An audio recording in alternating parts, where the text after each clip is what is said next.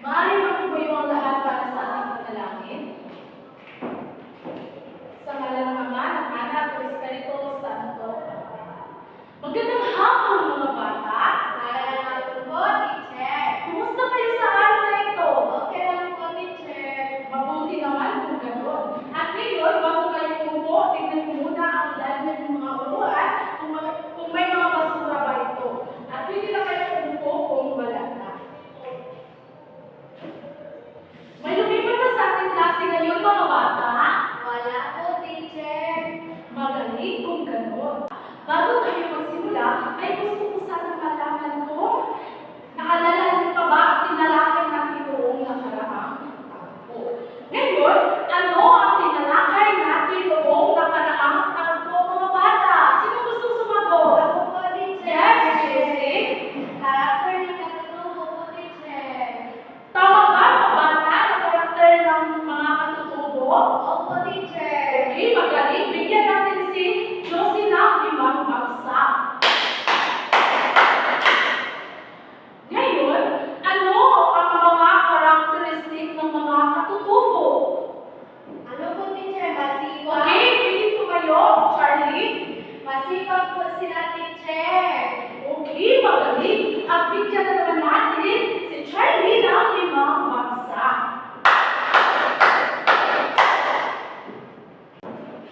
Magaling mga bata, talagang naiintindihan nyo na ang ating tinalakay mo nakaraang tagpo. At ngayon, may pagkatan tayong gawain.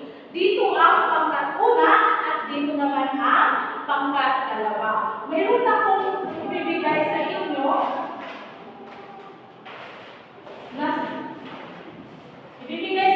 na sobre dito na may mga laman na larawan.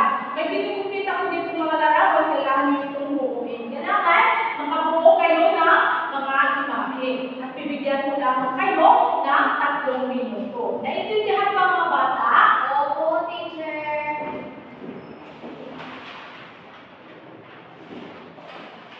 Okay, ito ang pangkat una at dito ang pangkat dalawa. Okay, maaari na kayong magsimula mga bata.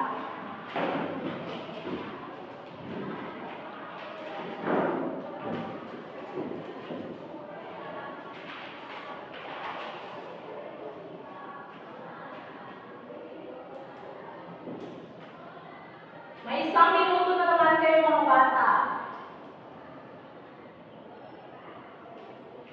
Tapos na ba ang lahat? Hindi pa po, teacher. Okay, may 20 seconds na naman kayong natitirang minuto. Okay, tapos na ba ang lahat mga bata? Opo, teacher. Okay, maaari na kayo dumikit na inyong nabubuong mga imahe sa ating misala.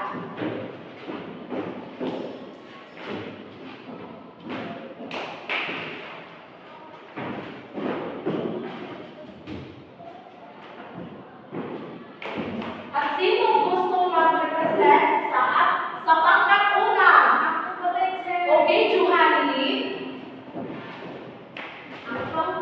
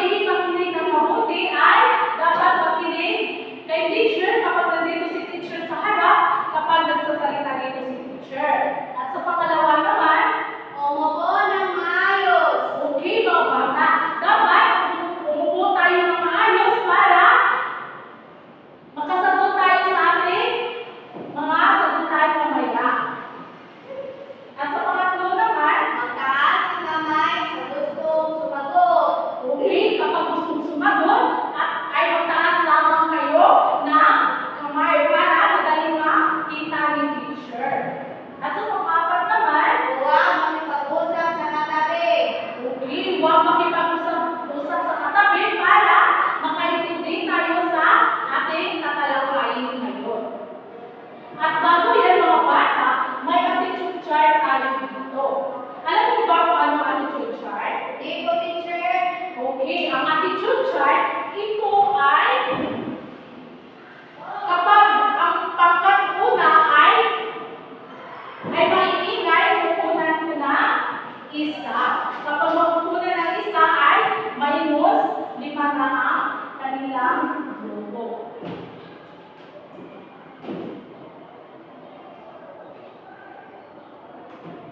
At ngayon, babasahin naman natin ang ating mga layunin. Basahin mga bata.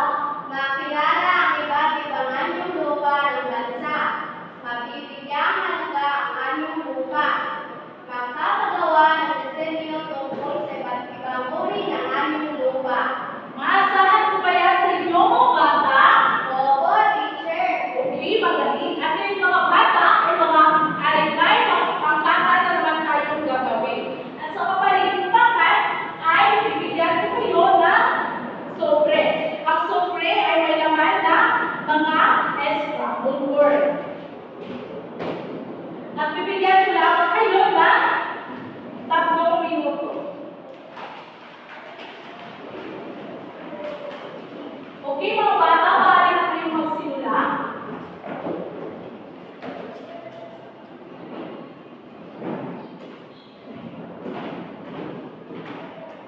Okay, dahil maingay ang mga dalawa ay tutunan ko ng isa at ilipat ko dito sa pangkat una.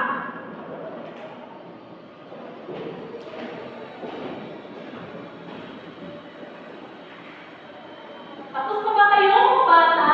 Hindi pa po, teacher. Okay, may 2 minuto na lang kayo natitira.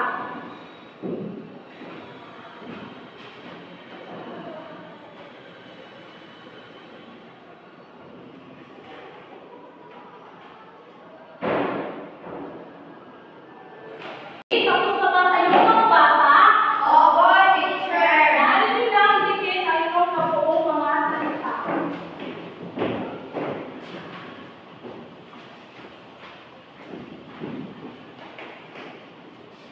Sino ang gusto mag-representa sa pangkat una? Ako po, teacher. Ibang dress, dress. Ang nakukunang salita po, teacher, ay bundok at talampaso. Okay, bibigyan natin si Dress na magaling club. Alam niyo ba kung ano ang magaling club, class? Hindi po. Okay, maaari kayo tumayo at gagayan mo lang si teacher. Ganito lang ang magaling club. 1, 2, 3, magaling, magaling, magaling. Okay, 1, 2, ready, go! Magaling, magaling. Okay, at sino naman gusto mag-representa sa pangkat ikalawa? Okay, Josie. Sana po namin, teacher, ay kapatagan at bulkan. Okay, bigyan natin si Josie na magaling club. Alam niyo ba kung ano ang magaling club, class? Opo, Okay, teacher. maaari kayong tumayo. Okay, 1, 2, ready, go! Magaling, magaling, magaling.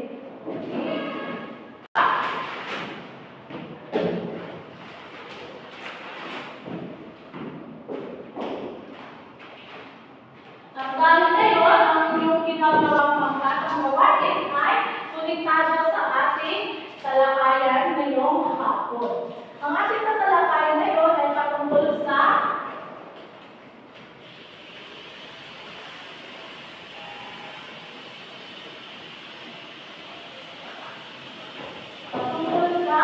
anyong lupa.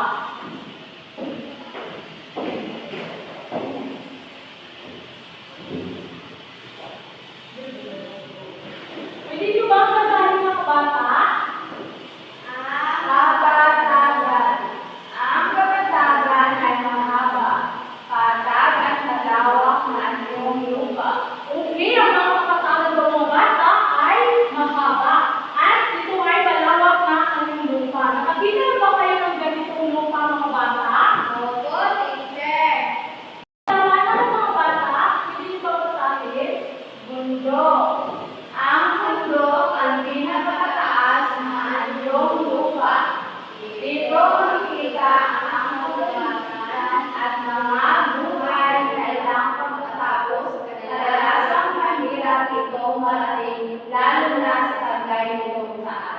Okay, nakakita pa kayo ng bundok mga bata? Wala pa, teacher.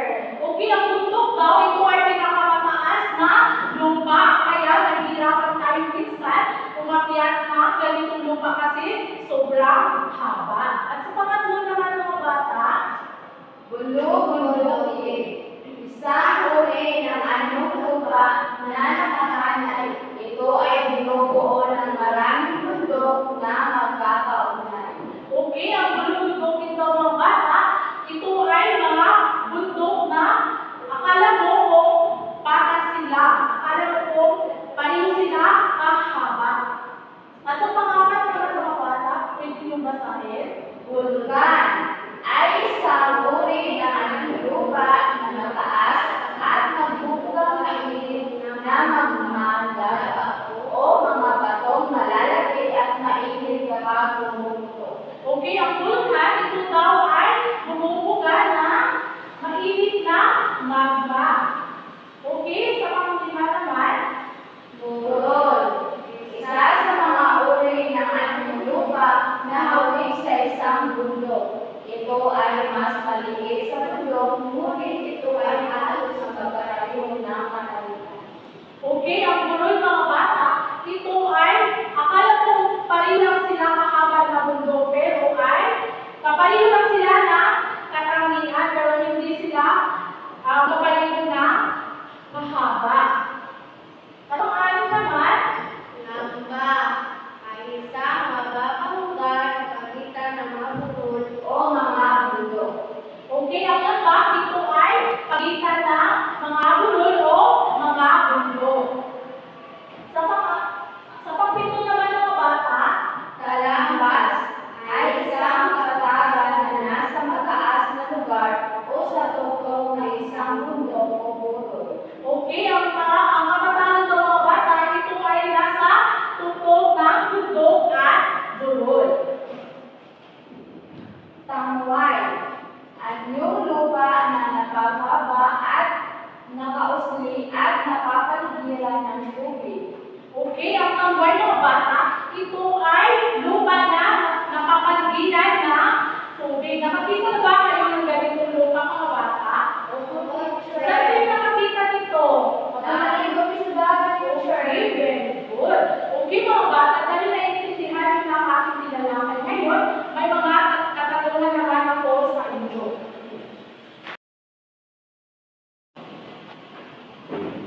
Okay mga bata, ano nga ba ang tinalakay natin ngayon? Anyong lupa po, teacher? Okay, tama. Sino ang makapagbibigay ng uri ng anyong lupa? Ako po, teacher! Okay. Ano po, teacher? Bundok, burol, bulkan, talampas, kakatagan, at saka, yun lang po, teacher. Okay, mga galing. Nakikinig kayo sa ating tinalakay ngayon. So wala na ba kayong mga katanungan mga bata?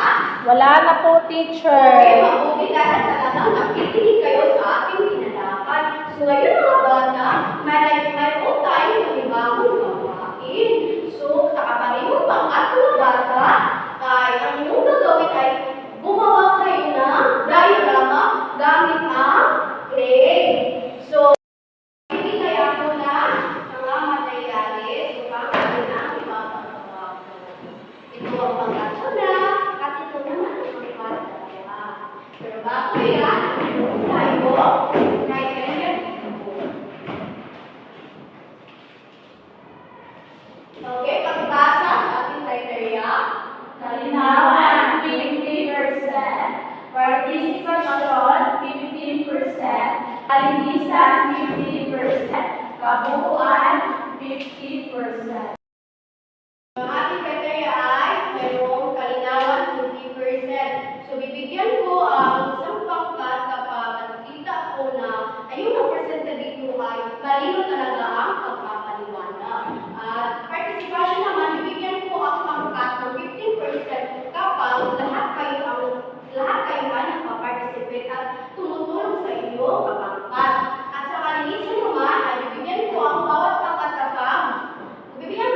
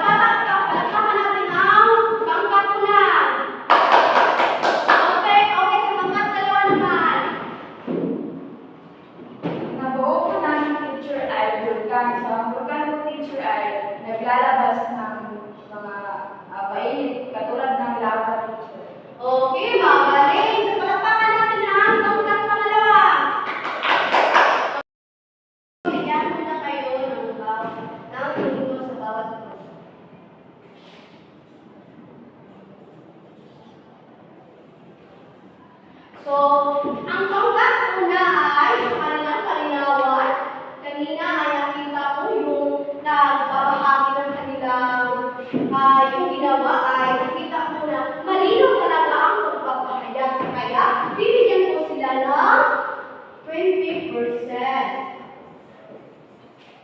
Okay, sa participation naman, ay nakikita ko talaga sa kanilang grupo ay nagtutulungan talaga sila at bibigyan ko sila ng 15%.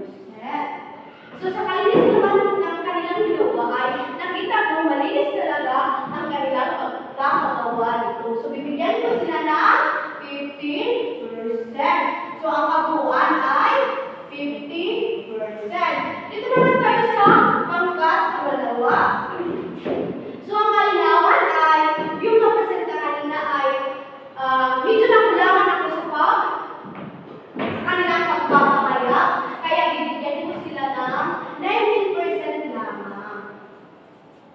At sa participation naman ay nakikita kong nagtutulungan din sila kagaya ng ginawa ng pangkat-una. Bibigyan ko rin sila ng 15%. Sa kalinisan naman ng kanilang ginawa ay nakita ko malinis ang kanilang ginagawa kaya bibigyan ko sila ng 15% din. So ang kabuuan ng kanilang nakuha ay 49%. Okay, so palakpakan ng iyong mga sarili. Okay, ang pinakamalaking marka na nakakuha ay ang pangkat Una. Okay, ngayon wala na ba kayong mga katanungan, mga bata? Wala na po, teacher. Okay, ngayon mga bata ay meron kayong sasagutan. So ang gagawin nyo lamang ay bilugan ang titik ng tamang sagot. So may ibibigay ako sa inyo na mga na-answer sheet. Okay.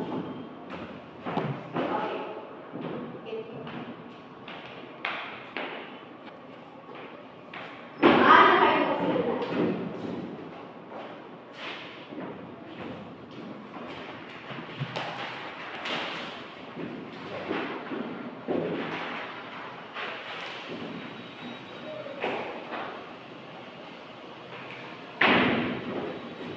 Tapos na ba kayo mga bata? Opo, teacher. Okay, ngayon ay magwawas muna tayo. Okay? Sa number 1, sino ang gustong sumagot? Ako po, teacher. Basahin mo na tapos. Ano man yung lupa ang angkop na ilarawan bilang pata? Talampas po, teacher. Tama ka mga bata?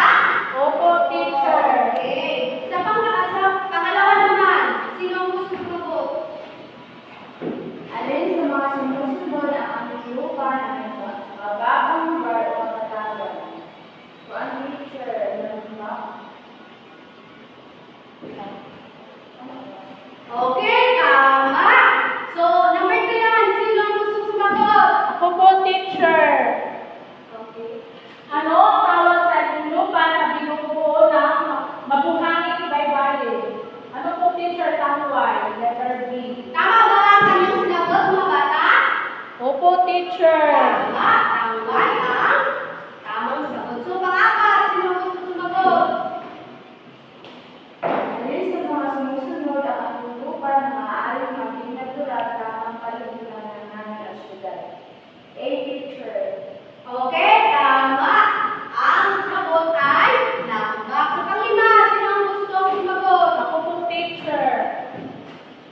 Alin sa mga sumusunod ang ating lupa na maaaring mabuo sa pamamagitan ng pag-alsa ng mga bahagi ng lupa dahil sa lakas ng paggalaw ng lupa? Letter B po, teacher, bulubundukin. Tama, bulubundukin. Okay? Sino ang nakakuha ng mataas marka? Kami po, teacher. Okay, pakipasa na inyong mga kapatid sa harap. Okay, ngayon mga bata, wala na ba kayong mga katanungan? Wala na po, teacher. Okay, kung wala na kayong mga katanungan.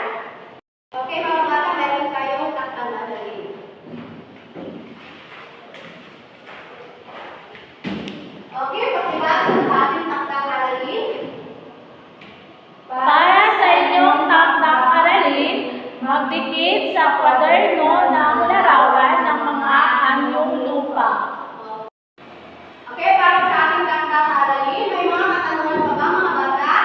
Wala na po, teacher. Okay, kung wala na, maaari kayo magsugayo.